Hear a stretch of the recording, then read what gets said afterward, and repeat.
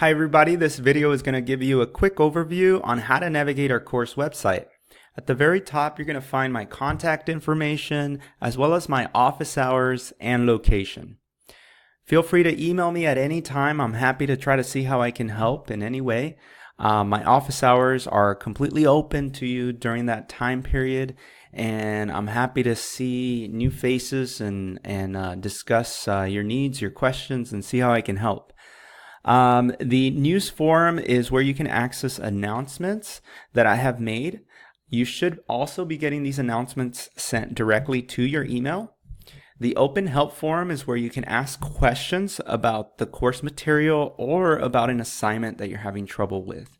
You'll get help from either students or myself.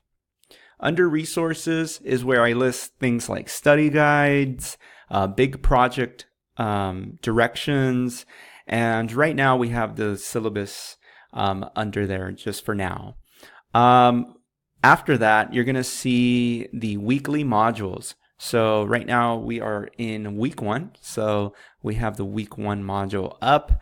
The first thing you're going to want to do is click on the instructions for that week. And you'll see that I have a kind of a checklist of things for you to do that week. So the first thing to do is to watch the sociological perspective lesson, which I've included right in this page. So you don't have to go anywhere. You can just watch it there. Second, we're going to be reading an excerpt from the sociological imagination, as well as completing 2 activities. So if we go back and look at what else is under there, you'll see that there's the reading that we're supposed to be doing this week.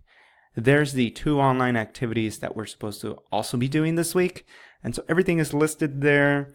And hopefully that makes things really straightforward. But of course, if there are any questions on the assignments, if there are any technical difficulties as well, please email me, let me know, and I'll see how I can help out. So that's it for this video. Let me know if you have any questions, and let's have a great first week.